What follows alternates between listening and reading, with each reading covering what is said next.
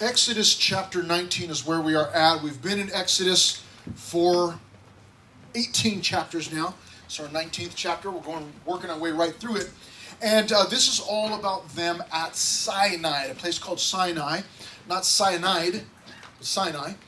And there are 5 main divisions. Those of you that like to take notes, 5 main divisions: arriving at Sinai, ascending the mountain at Sinai, obviously, because that's where they're at, an agreement at Sinai, alerting the people, and then approaching Sinai. So we will get right into the first section, I think. If we can get this, there it is. Arriving at Sinai, which is just the first couple of verses to give us our start here. In the 3rd month, after the children of Israel had gone out of the land of Egypt, on the same day, they came to the wilderness of Sinai. So you'll notice that they have been traveling now for 3 months. This is the 3rd month, okay? And they get to this place called the wilderness of Sinai.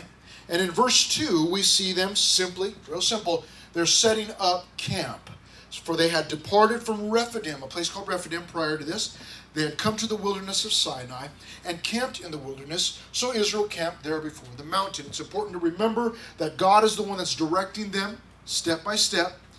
We were told early on in Exodus that he would lead them by night in a pillar of fire, and during the day in a pillar of cloud.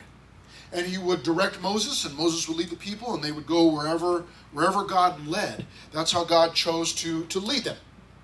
So he gets them now right at the base of the mountain there in Sinai, the wilderness of Sinai. There are mountains there. There's a specific mountain that they're at. And they set up camp there. We move right into our second section, which is ascending the mountain. So at that point, they're all set up. Verse 3, and Moses went up to God. Now, why did Moses go up to God? Well, it says there in verse 3, and the Lord called to him from the mountain. So that's why Moses went up. Moses didn't just see a mountain and walk up and figure, well, God must be up there. But actually, God called to him and told him to come on up, directed him to come up. So in verse 3, the Lord called to him from the mountain, saying, thus you shall say to the house of Jacob and tell the children of Israel. So what is about to happen here for the rest of the chapter? You're going to see this exchange between God and Moses. There will be other people involved, but generally what's happening is that God is speaking to Moses, or Moses is speaking to God. God's telling him, okay, go do this. Moses does it, then comes back and reports, and you'll see this exchange between the two, okay? Again, other people will be involved, but that's mainly what's happening. So it begins here in verse 3 with God saying to him, say to the house of Jacob and tell the children of Israel. Now, let me see if I can not confuse you. Jacob and Israel, so the house of Jacob and the children of Israel, those are actually one and the same. It's just 2 different names or 2 different phrases for the same individual. If you were here for our study in Genesis, you will know that Jacob was a man and that his name got changed to Israel by God. He didn't just change his own name, but God gave him that name, Israel. So Jacob and Israel, same people, just 2 different names that one of them was, again, his name was changed by God into Israel.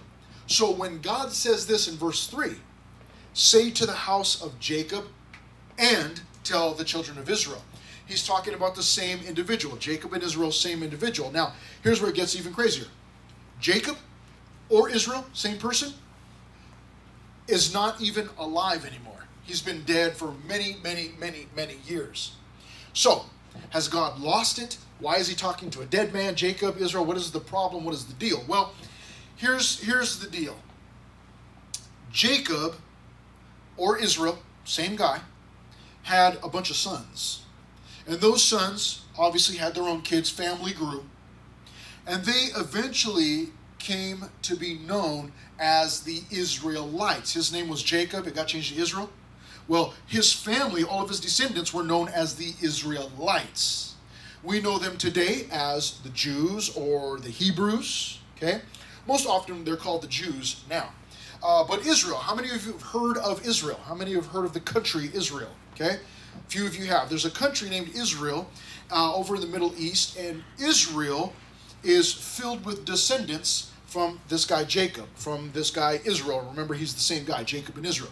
Just had a name change. But he's long gone. We still have a place called Israel, but he's long gone. So the idea is that all of his descendants make up the Israelites. So God here speaking to Moses tells him, I want you to go speak to all of the Israelites. Now, if you've not been here, here's what's going on. The children of Israel, or the Israelites, had been slaves in Egypt for about 300 years. And God rescued them, freed them from slavery by sending this guy Moses into Egypt to go free them from slavery. So once he freed them from slavery in Egypt, they started marching, started traveling. And all of these Israelites, they're all following Moses. So God leads Moses, Moses leads the people. That's how this works. So now what he's doing is he's saying, I want you to go down and talk to them. And here's the message in verse 4. You have seen what I did to the Egyptians. Now, what in the world did he do to the Egyptians? Well, he judged the Egyptians with 10 different plagues, disciplined them, judged them for rebelling against God. They totally rejected God. So God disciplined them for that. Verse 4, you have seen what I did to the Egyptians. Another thing that he did to the Egyptians, he drowned them all. God actually drowned them all in the Red Sea. So he destroyed the Egyptian army. All of the people that Moses is talking to, telling this message, they all saw that firsthand. They saw God do that. They witnessed that. So what he says in verse 4 is this. You have seen what I did to the Egyptians, and I bore you on eagle's wings and brought you to myself. So he says, this is what I did to the Egyptians. You saw it for yourself. However, you also know that I put you on eagle's wings. Now, he didn't actually put them on eagle's wings. When I hear that, I always think of Lord of the Rings. When Gandalf was on the tower, remember? And what was it? Was it an eagle? An eagle come by? I think it was an eagle. Does anybody remember? It was an eagle. The eagle comes by and Gandalf goes jumping off and lands on the eagle. Yeah, there was the eagles. So I always think about that. But that is not what happened. This is a figure of speech. The point that God is making is, you saw how I judged the Egyptians, but I put you on eagle's wings, or I kept you above all the judgment. I kept you safe. You were soaring, and brought you to myself. So I did this to the Egyptians. I saved you. I brought you to myself. I did all of these things. Okay? So God is pointing out to them, this is what I've done for you. I've taken good care of you. Verse 5. Now therefore means, because of that, because of what you just heard, because of what you've learned. Now therefore, if you will indeed obey my voice and keep my covenant, then you shall be a special treasure to me above all people, for all the earth is mine. Now, this is conditional.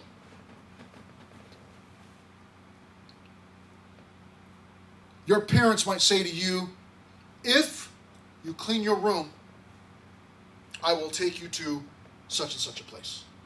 Or if you cut the lawn, then I will buy you this thing, whatever it might be. It's conditional.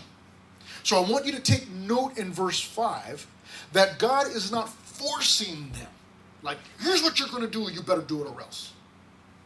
He's given them an example. Here's how I judged the Egyptians, but I took care of you.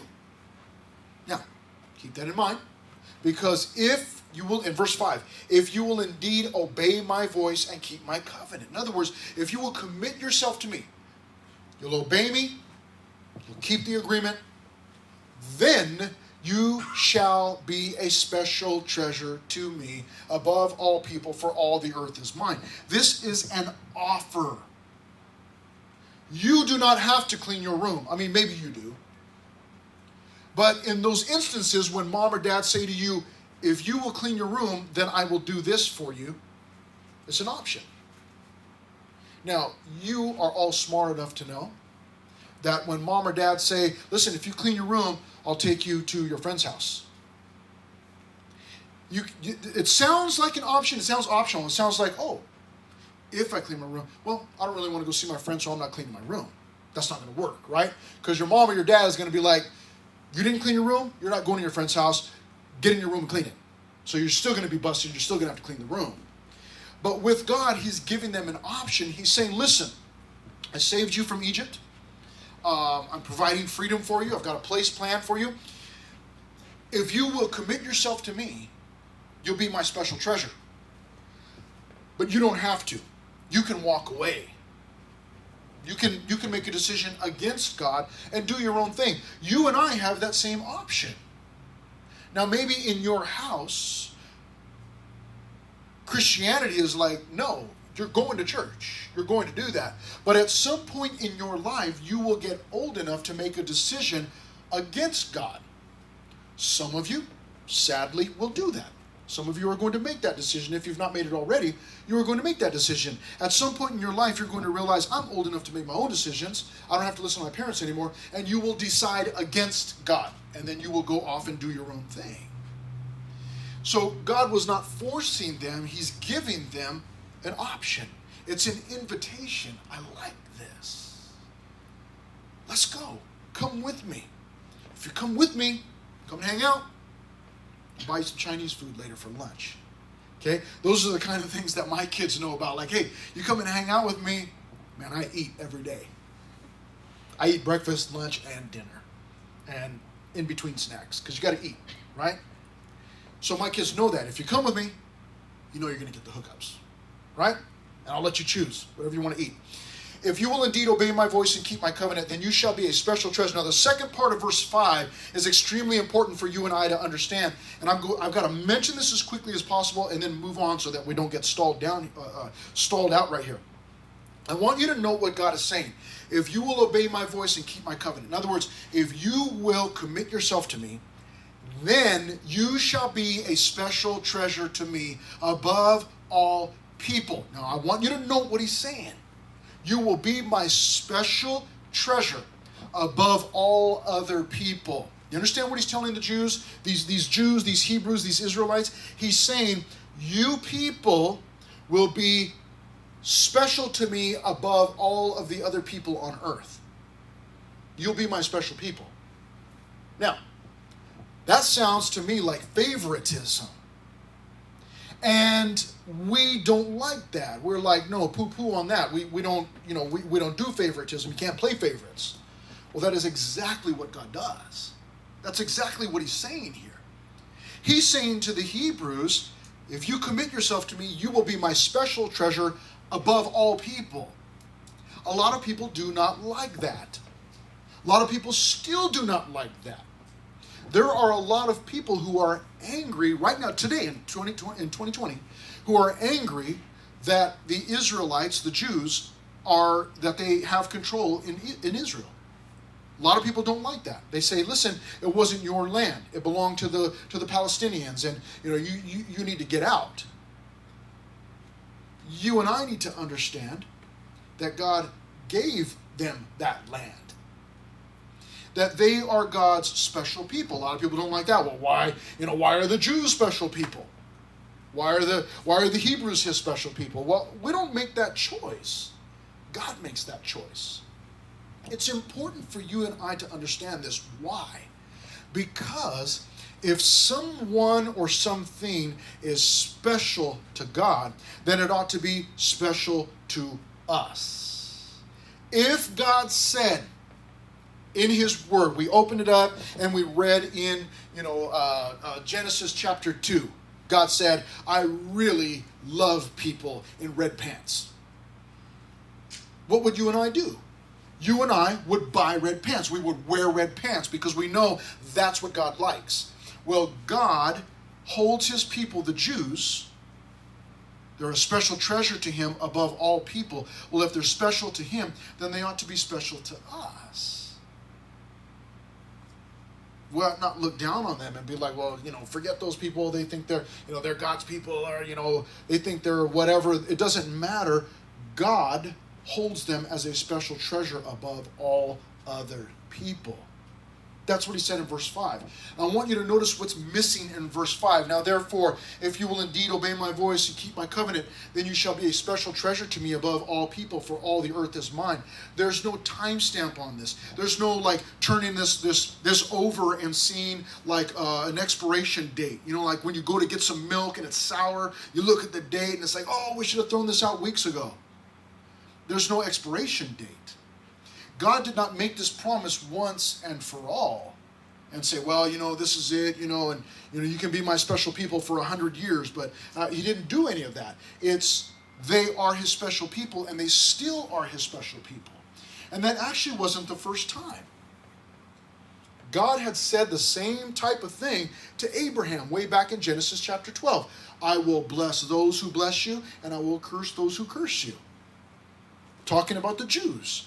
I'm going to take care of whoever blesses the Jews, I will bless those individuals. Whoever curses the Jews, I will curse those individuals.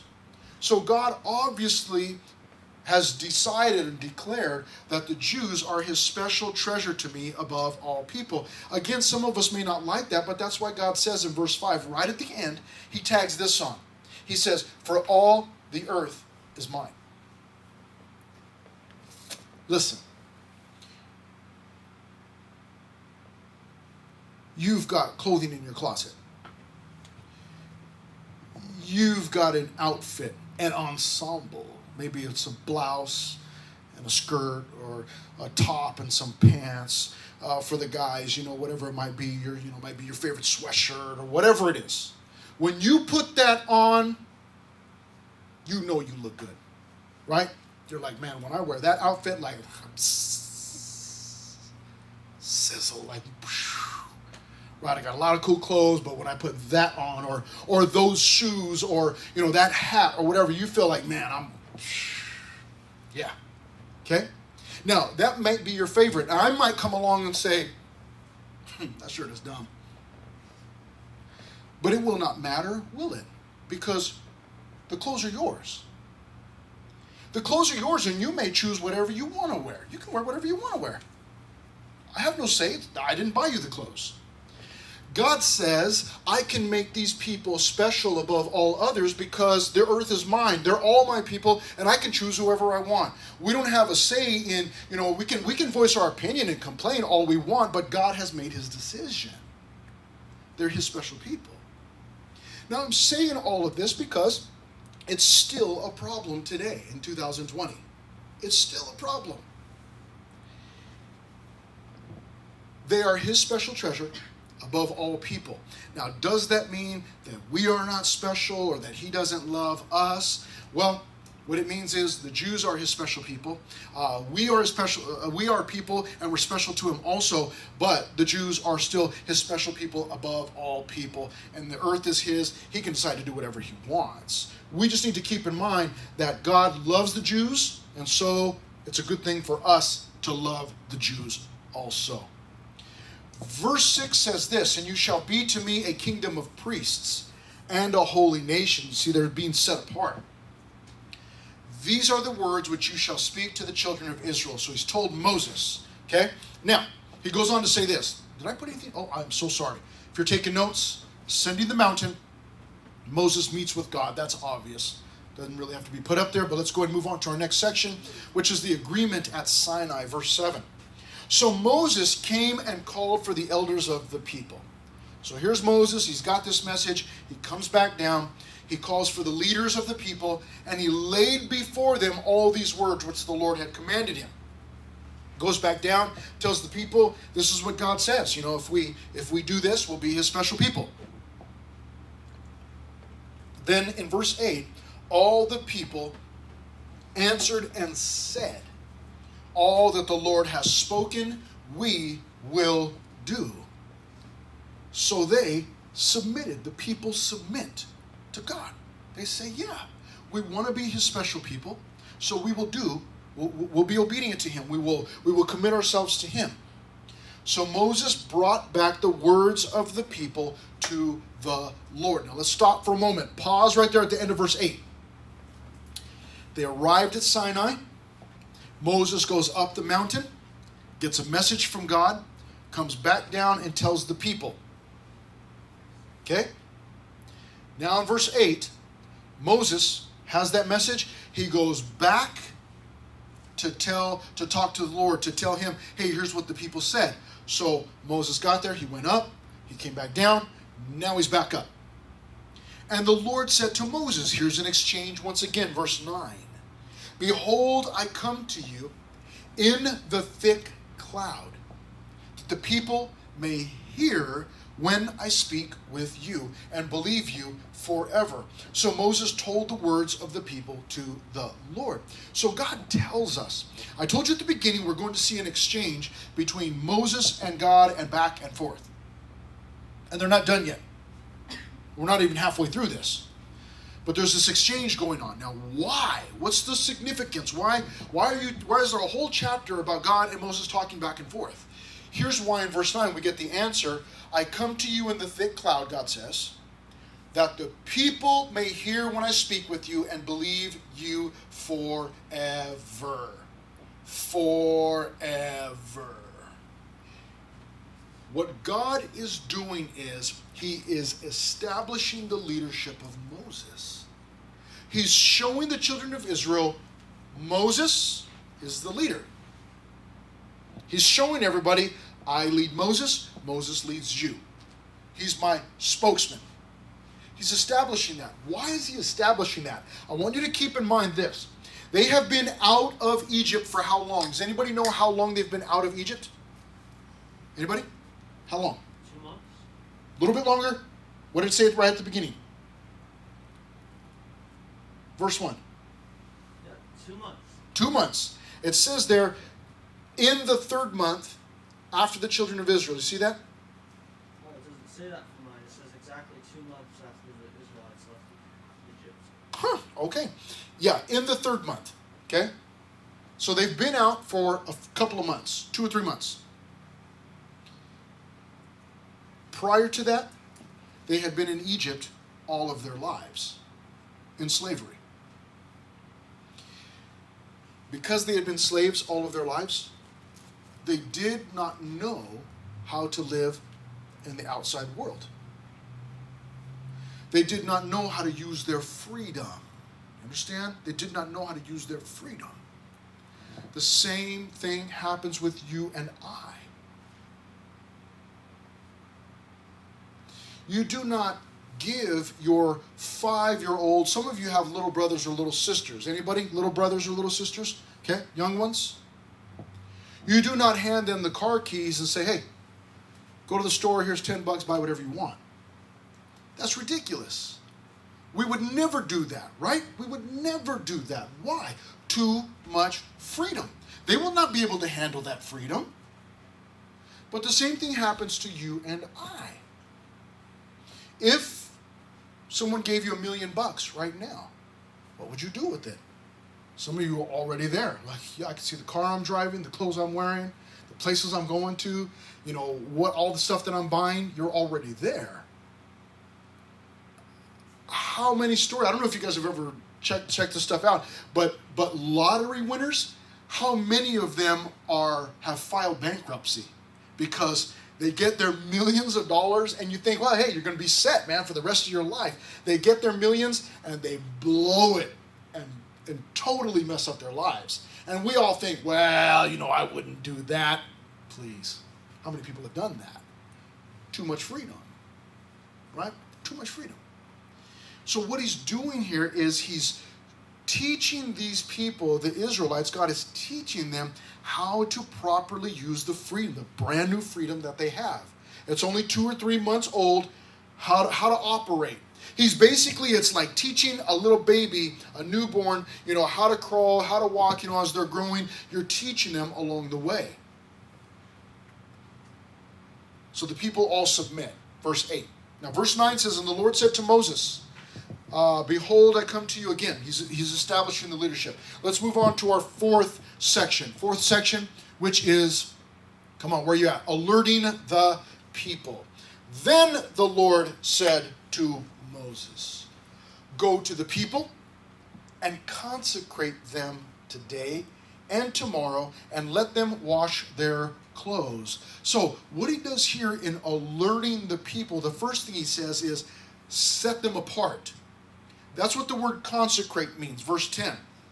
The Lord tells Moses, go back down to the people again and consecrate them today and tomorrow. Consecrate means to sanctify or to set them apart. Now, what this means is, you know what, let me read verses 10 and 11 together. Then the Lord said to Moses, go to the people and consecrate them today and tomorrow. Let them wash their clothes and let them be ready for the third day. For on the third day, the Lord will come down upon Mount Sinai in the sight of all the people.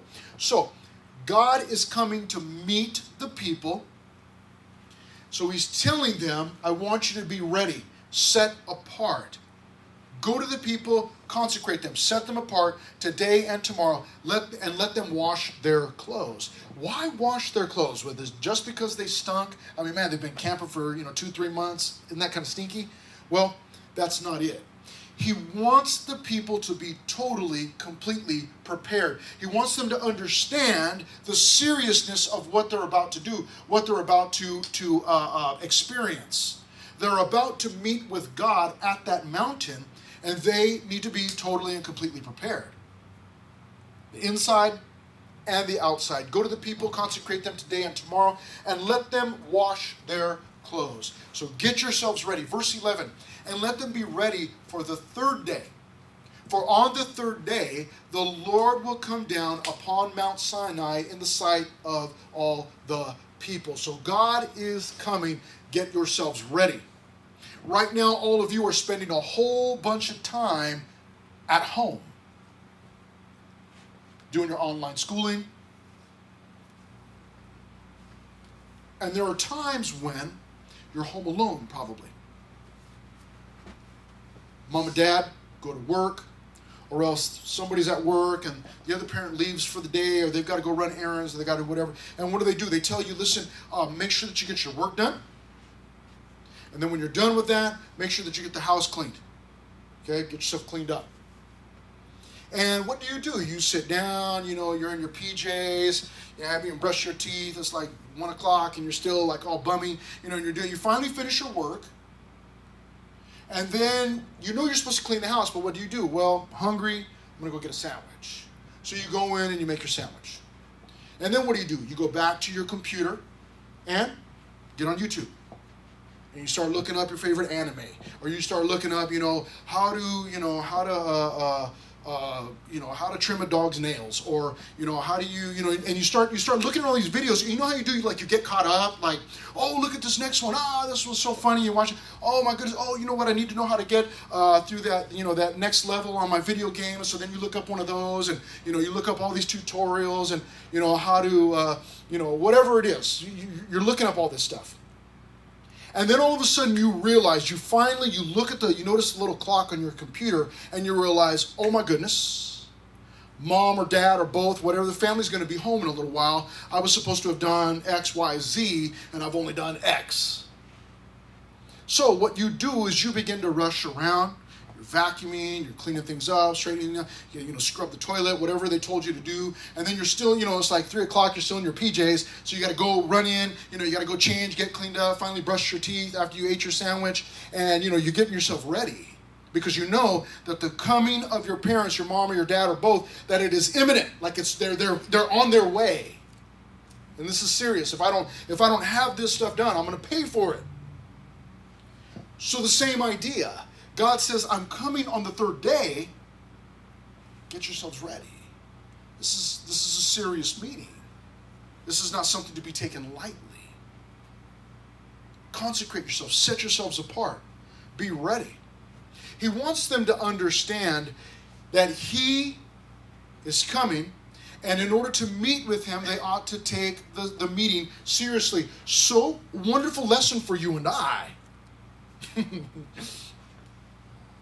Wonderful lesson. Let me ask you a question. How serious do you take meeting with God? How serious do you take meeting with God? This is the point of the study where you get to evaluate yourself. I don't want you to answer out loud. You evaluate yourself.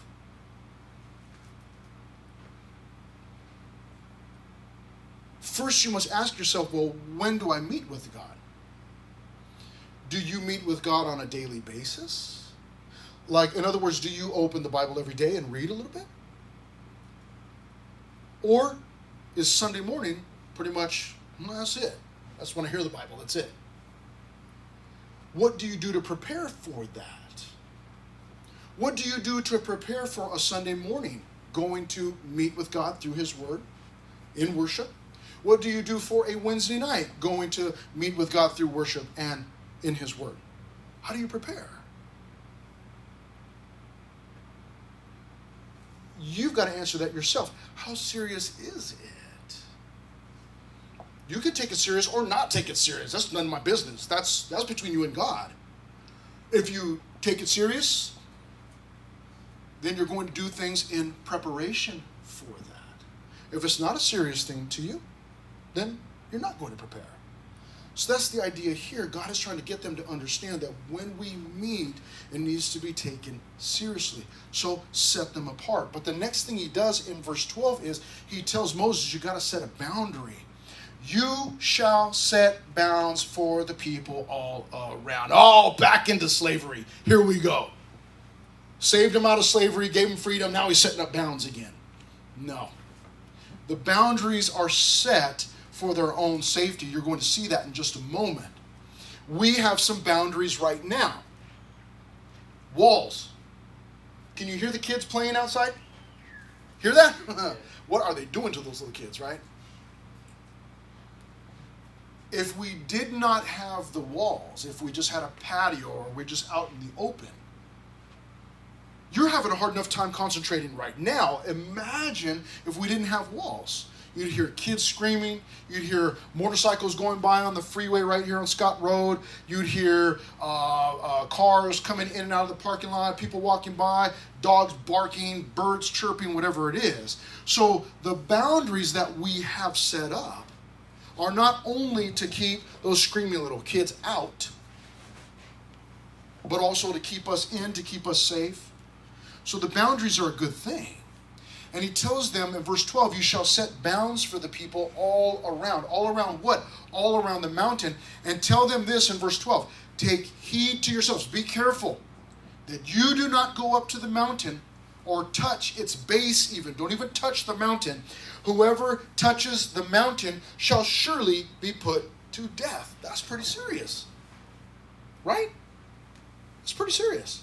Like when you get something new, and your brother or your sister comes into the room like, oh, you got something new. What do you say? Touch it and die. Right? I will kill you. Literally. Right? You get so serious. This is a big deal. God says, listen, if you touch it, you're going to be put to death. Don't touch the mountain. Verse 13, not a hand shall touch him, but he shall surely be stoned or shot with an arrow. You know what he just said in verse 13? What he's saying is this. Because notice he says, not a hand shall touch him. What? Here's the deal. The mountain is there. God and Moses are up there talking. And somebody down below was told, don't touch the mountain. There's a boundary. Don't touch the mountain. But he or she decides, oh, I got to get some of this dirt because God and Moses are meeting on this mountain. I got to get some dirt and I got to do what? Sell it on eBay. Right? So you reach over and you grab some dirt. What God is saying is, in verse 13, do not touch that individual. That individual has, it's a guy, right? Because guys always do what they're not supposed to. So they grab some dirt. God says, do not touch that individual. But, in verse 13, not a hand shall touch him, that individual. But he shall surely be stoned or shot with an arrow. Whether man or beast, he shall not live. That individual reaches over the boundary, crosses the boundary, grabs some dirt. You are not allowed to go over and touch him. What you do is you take rocks and you stone that person. You throw rocks at him to kill that individual. Or from a distance, you shoot an arrow at the individual and you kill that individual. Go, what? That's what God said? Yeah. Some people don't like that. Like, oh, no, man, that's not, why, God would not operate that. That can't be true. That can't be real. No, you don't understand. He's giving a warning. He's giving a warning. Like, this is how serious it is, man. Not a hand shall touch him, but he shall surely be stoned or shot with an arrow, whether it's a person or beast, a man or beast, person or animal. Even if you're animal, like you're out there standing at the base of the mountain and you look over and you see your favorite donkey crossing over the boundary. You do not go run and grab that donkey. What you do is you take an arrow and you shoot it from a distance, or you pick up rocks and you kill that donkey. You don't go touch it. Okay? He shall not live. In verse 13 at the end, when the trumpet sounds long, they shall come near the mountain. Now, let me say something real quickly. The trumpet, I do not know if that is the people are playing a trumpet to announce the coming of God, or if there are angels that are showing up and they're blowing trumpets, which happens in the Bible, throughout the Bible. I'm not really sure who that is. Nevertheless, when they hear the trumpet, come close to the mountain, but don't come too close. Verse 14, so Moses went down from the mountain again, here he goes, to the people, and sanctified the people. And they washed their clothes. And he said to the people, be ready for the third day. Check this out. Do not come near your wives. What? Yeah. Because you know how sinful wives are, right? That's not what he means. What he means is there should not be any kind of sexual relations between you and between the spouses. This is how serious we're talking here. Don't come near your wife for the next couple of days. Because on the third day, you're going to meet with God. And you go, why would he do that? I'm glad that you asked. I'll tell you. You don't have to turn here, but in 1 Corinthians chapter 7, Paul said this to the Corinthians. He said, do not deprive one another. He's talking to married couples. And he says, do not deprive one another. In other words, don't withhold yourself from your spouse, except with consent. So it's got to be from both of you for a time. So it's got to be a time limit. So a husband and wife are to give themselves to one another. The only time they can withhold from one another is when the two of them agree, and it must be for a set time. You got to decide the time. Now you go, well, why would you do that? Well, I'm glad that you asked, because I'm about to tell you that you may give yourselves to fasting and prayer. That's why. So that you can completely, totally, 100% focus on God for that time. So keep yourself out of those kinds of relationships for the time being to prepare to meet God. That's what we're learning in Exodus chapter 19. So separate yourself, set some boundaries, be ready, be prepared, get ready to meet God. This is the whole point of Weekend of Worship that we did earlier this year. This is the whole point of summer camps, is to take some time away from family and friends, go up to a mountain, or go to a lake, or go to a camp, or go to the beach, or wherever, and you take that time, separate from everything that you normally would have going on, and you just spend that time with God. That's why some of you have been so profoundly impacted at camps. That's why it's special to you. Some of you can still remember. Like, oh, I remember the last, Weekend of Worship. Or I remember summer camp, back when we used to be able to do camps. I remember that. And the reason you remember that is because God impacted your heart there, because you separated from everything else for a short time and you just met with him. So he had your attention. I remember summer camp, last year, summer camp, when we went up to the mountains. Some of you will remember that. We had some incredible times of worship.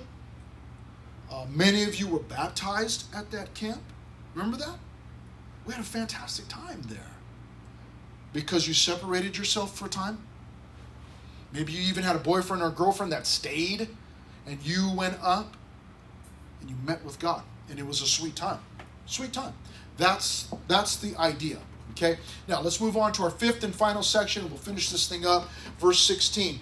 Then it came to pass on the third day, in the morning, that there were thunderings and lightnings, and a thick cloud on the mountain, and the sound of the trumpet was very loud, so that all the people who were in the camp trembled. They're seeing all of this, hearing all of this, and they're terrified. Verse 17. And Moses brought the people out of the camp to meet with God, and they stood at the foot of the mountain, but boy, you better keep your hands off. 18. Now Mount Sinai was completely in smoke, because the Lord descended upon it in fire. Its smoke ascended like the smoke of a furnace, and the whole mountain quaked greatly. Some translations say, and the whole congregation of people quaked greatly. Whatever it was, whether the mountain or the people or both, everybody's shaking. This is a serious deal here. Verse 19, and when the blast of the trumpet sounded long and became louder and louder, Moses spoke and God answered him by voice. So the first thing that we see in this section is that God descends upon Mount Sinai. And he does it in a big way. You know, God could come in whatever form he wanted to. He showed up. When the first time that he spoke to Moses, he was in a burning bush. There was none of this. But this time, this is how he chooses to come. Okay? Verse 20. Then the Lord came down upon Mount Sinai on the top of the mountain. And the Lord called Moses to the top of the mountain, and Moses went up. So here's poor Moses again. Come up, go down. Come up, go down. Come up, go down. Come back up. And the Lord said to Moses in verse 21, go down and warn the people, lest they break through to gaze at the Lord, and many of them perish. So now he's telling them, okay, I want you to come on up. Okay, now what I want you to do is go back down and go warn the people. Warn the people. Okay, he's giving him directions. God directs Moses here. What he's telling him is, go down and warn the people, because the people are close to the mountain. And can you imagine if we said, well, listen, the Bible says that God is going to be on this mountain back over here behind us. It would be terrifying, but many of us would be kind of like in that spot where, you know, this is scary, but if I can catch a glimpse of God, like, you know, maybe get a picture of him and prove to everybody that he really does exist. And so there's kind of like that, you know, maybe I should go. And God tells Moses, you better warn them, do not break through. Do not come up this mountain. If they do, verse 21, many of them will perish. Many will die. Verse 22, also, let the priests who come near the Lord, in other words, the priests who serve God, let them consecrate themselves. Let them prepare themselves, lest the Lord break out against them. So it's a serious deal. But Moses said to the Lord, the people cannot come up to Mount Sinai, for you warned us, saying, set bounds around the mountain and consecrate it. Then the Lord answered, said to him, away, get down. Look at this, here he is again. He came up, down, and now he tells him again, come on up. Okay, now go back down. And here's what he says in verse 24. Get down and then come up. You and Aaron with you. But do not let the priests and the people break through to come up to the Lord, lest he, that's God, break out against them. And many of them die. Verse 25, so Moses went down to the people and spoke to them. Now, the account is not over yet. We're part of the way through it. But the point here is that God is establishing leadership. This is my spokesperson, is the point that he's trying to make to the children of Israel. Moses is the leader. This is the one that I'm speaking to. He's teaching them. What this is this is the picture of a good dad training his kids.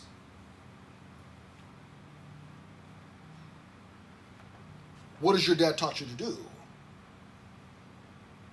Teach you how to tie your shoes? It's a good thing. Or did he teach you that, just get some slip-ons?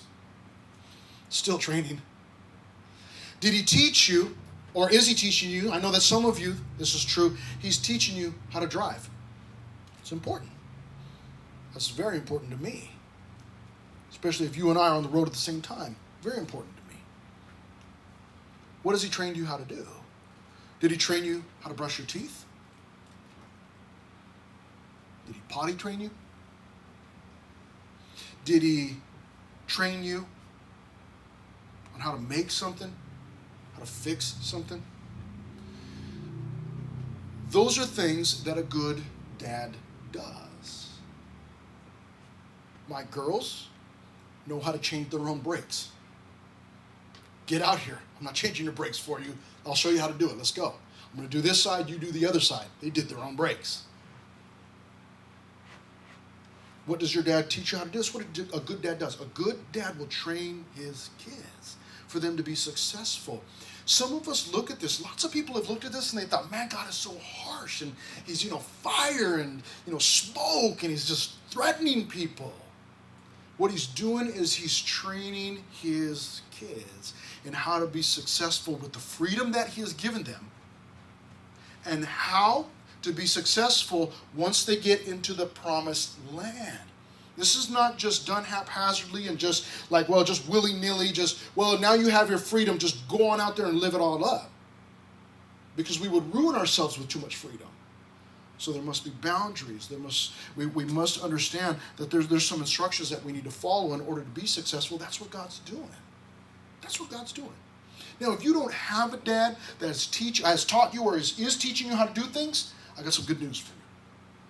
God said that he will be a father to the fatherless.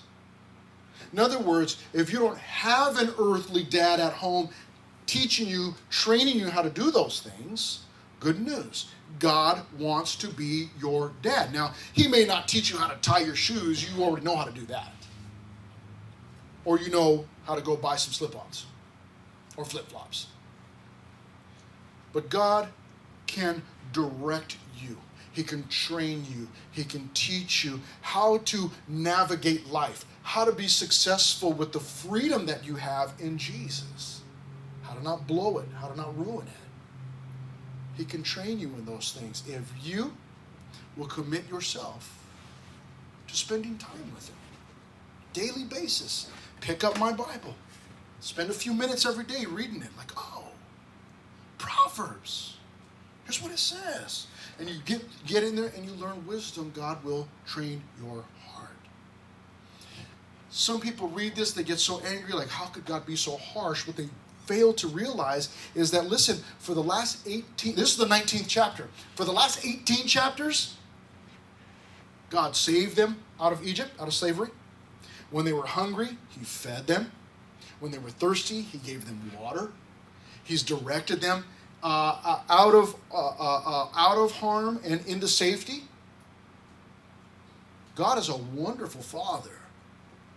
At this point in this chapter, he's setting up these boundaries, so extremely important for us.